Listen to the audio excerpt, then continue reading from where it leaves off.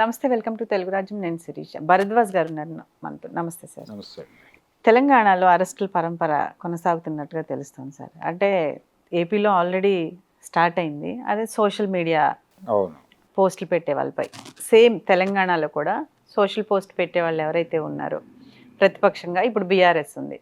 కొణతం దిలీప్, కేటీఆర్ గారు right hand, ఈరోజు arrest చేసి తీసుకెళ్లారు. ఎలా చూడొచ్చు అంటారు సార్? అంటే ఇది కూడా ఒక రకమైనటువంటి రాజకీయ కక్ష సాధింపు అనే అనుకోవాల్సి వస్తుంది.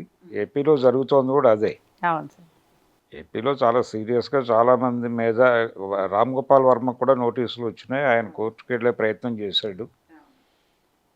అలాగే పోసాని కృష్ణమురళి పేరు సర్క్యులేషన్లో ఉంది.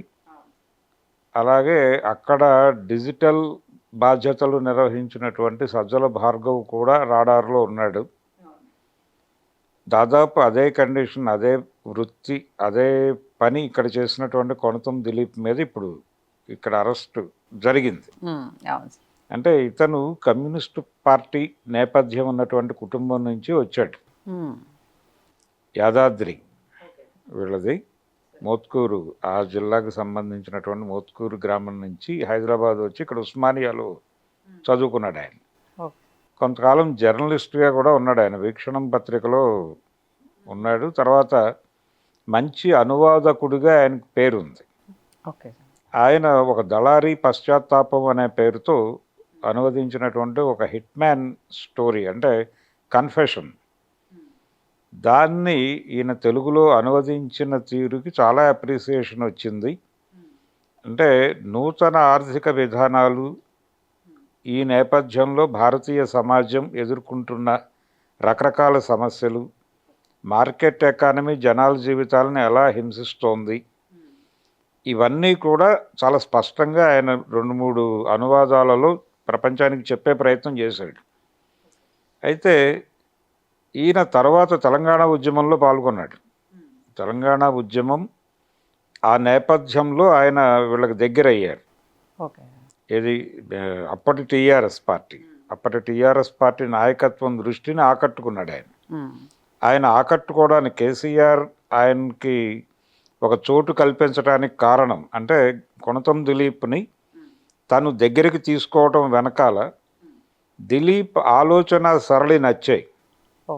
అంటే ఆయన ప్రాపంచికంగా ప్రపంచం ఇప్పుడు ఏ ట్రెండ్లో నడుస్తోంది, ఎటువైపు వెడుతోంది, ఏ నిర్ణయాలు ఎలా జరుగుతున్నాయి అనే దానికి సంబంధించి ఒక సమగ్రమైన అవగాహన ఉన్నటువంటి యువకుడిగా ఆయన చూశాడు కేసీఆర్.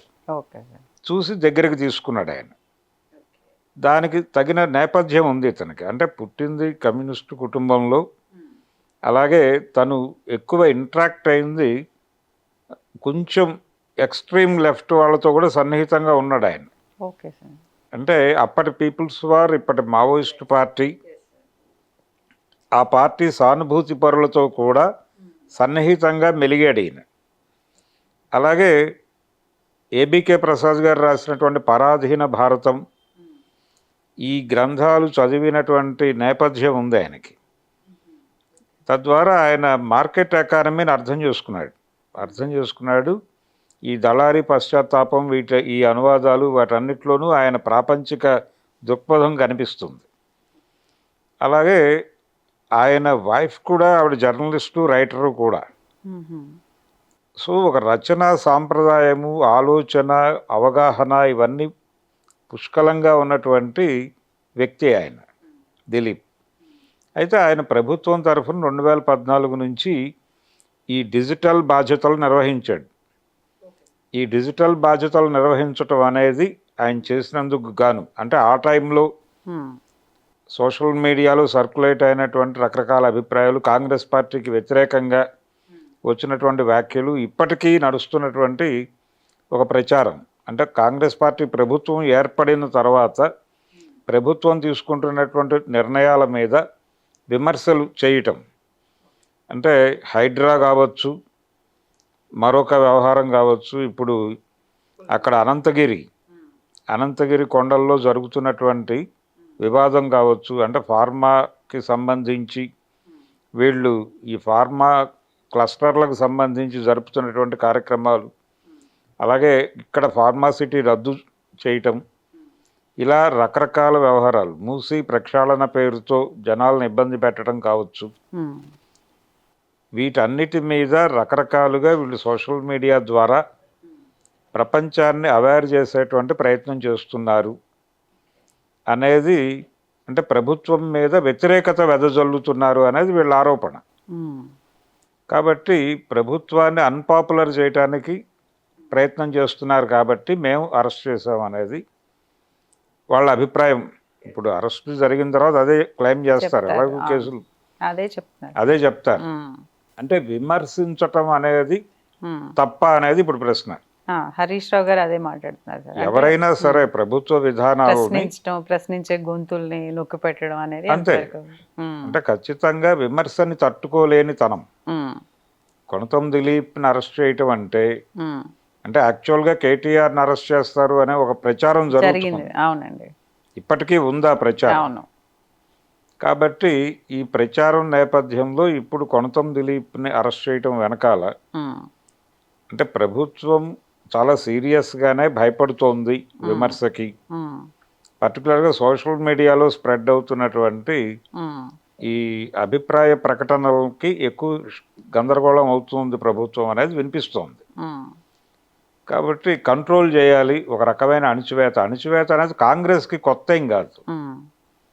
గతంలో ఎమర్జెన్సీ నడిపింది కూడా కాంగ్రెసే ఈ దేశంలో. అంటే ఎమర్జెన్సీ రోజుల్లో ఉన్న వాళ్ళందరికీ చాలా తెలుసు. ఆ రోజుల్లో పేపర్ సెన్సార్ అయ్యి వచ్చేది. సెన్సార్ అవటం అంటే పేపర్ ప్రింట్ చేయటానికి ముందు డమ్మీ ప్రిపేర్ చేసి కలెక్టర్ గారికి పంపాలి, వారు సంతకం పెట్టిన తర్వాతే ముద్రణకు వెళ్ళాలి. డైలీ పేపర్ పొద్దున్నే వచ్చేది కాదు, అప్పుడు ఈవినింగ్ వచ్చేది. ఆ రోజుల్లో లీడింగ్లో ఉన్నటువంటి పేపర్స్ అన్నీ కూడా ఈవినింగ్ వచ్చేవి వీళ్ళకి, మార్నింగ్ పేపర్ లేదు.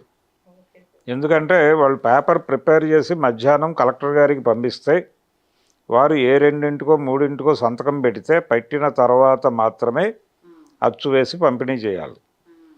ఏ వార్త ఎలా ప్రజెంట్ చేయాలో కూడా వారు చెప్పేవారు. ఆ రకమైన నియంత్రణ నడిచింది. అలాగే జర్నలిస్టుల మీద కేసులు పెట్టడం అనేది కూడా కాంగ్రెస్కి కొత్త ఏం కాదు. గతంలో అనేక మందిని అలా వేధించిన సందర్భాలు ఉన్నాయి. అలాగే చాలామంది జర్నలిస్టుల మీద దాడులు జరిపినటువంటి చరిత్ర కూడా ఉంది కాంగ్రెస్ పార్టీకి. అయితే దేశానికి స్వతంత్రం తెచ్చాం మేము అని ఒక క్లెయిమ్ చేసుకుంటారు వాళ్ళు. అలాగే ఇంకొక ఇదేంటంటే ఇక్కడ తెలంగాణకు సంబంధించి తెలంగాణ ఇచ్చిన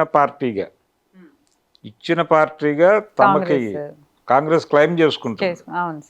ఇవ్వటం అనేది ఎంత ఆలస్యమైంది, డిమాండ్ ఎంత పాతది, ఎంత పోరాటం తర్వాత మీరు ఎలా కన్విన్స్ అయ్యి ఇచ్చారు అనేది గనక ఆలోచిస్తే, అంటే అడిగిన వెంటనే ఇస్తే ఆ గొడవ వేరు. మీరు అడిగిన వెంటనే ఇవ్వలేదు కాబట్టి మీకు ఇచ్చారు అనేటువంటి క్లెయిమ్ చేసుకునే హక్కు లేదు. ఎన్నో పోరాటాలు చేసిన తర్వాత కానీ ఇవ్వలేదు. ఎవరు తెచ్చుకున్నారు, తెచ్చింది ఎవరు అనేది పాయింట్ ఇక్కడ. తెలంగాణ ఆవిర్భావాన్ని తమ అకౌంట్లో వేసుకోవడం కోసం కాంగ్రెస్ తీవ్రంగా తాపత్రయపడుతుంది. కానీ తెచ్చిన వారిదే ఆ క్రెడిట్. కాబట్టి తెచ్చిన పార్టీగా టీఆర్ఎస్ ఎమర్జ్ అవటం వల్లనే ఆ రోజున గెలిచింది 2014లో. సరే, రకరకాలుగా ఆ పార్టీ అనుసరించినటువంటి విధానాలని ప్రజలు వ్యతిరేకించారు. నేటివ్ తెలంగాణ ఓటు రిజెక్ట్ చేసింది టీఆర్ఎస్ని. ఆ రిజెక్షన్ వలన కాంగ్రెస్ పార్టీ అధికారంలోకి వచ్చింది కాబట్టి ప్రతీకార చర్యలు అంటే ఇక ప్రతిపక్షాన్ని లేకుండా చేయాలి. ఇప్పుడు విచిత్రంగా అధికారంలోకి వస్తున్న ప్రతి పార్టీ కూడా అధికారంలోకి వచ్చిన మరుక్షణం ఆలోచిస్తున్న పద్ధతి ఏంటంటే వచ్చే ఎన్నికల్లో ఎలా గెలవాలి అనేది. ఈ ఎన్నికల్లో గెలిచాము, ప్రజలకు ఏ రకమైనటువంటి, ప్రజలు ఎందుకు గెలిపించారు మన నుంచి ప్రజలు ఏం ఆశించి గెలిపించారో వాటి మీద ఫోకస్ పెడదామని అనుకోవడం లేదు. ప్రతిపక్షాన్ని కంట్రోల్ చేయటం ఎలా అనేటువంటి కార్యక్రమం. జగన్మోహన్ రెడ్డి గారు గెలిచినప్పుడు ఆయన ఇమ్మీడియట్గా చేసిన పని ప్రజావేదికని కోల్చటం. అంటే ప్రతిపక్షాన్ని ఎలా నిర్వీర్యం చేయాలి అనే ప్రోగ్రాం టేకప్ చేశాడు ఆయన.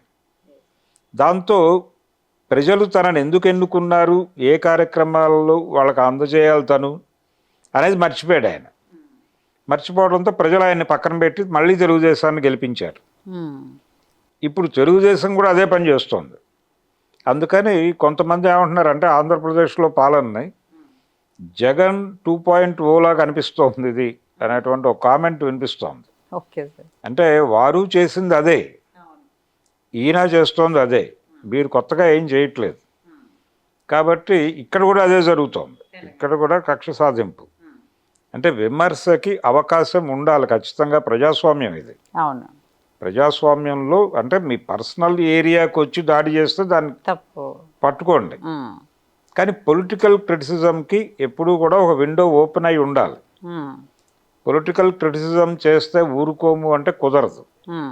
రెండోది, కాంగ్రెస్ పార్టీ ఇక్కడ అధికారంలో ఉంది కానీ కేంద్రంలో ప్రతిపక్ష పాత్రే పోషిస్తోంది ఇప్పటికీ. కాబట్టి కాంగ్రెస్ పార్టీ ఇలాంటి నిర్ణయాలు చేయటం అనేది వీళ్ళకి బ్రాడ్గా ఇబ్బంది పెట్టేటువంటి అంశంగా మారుతుంది.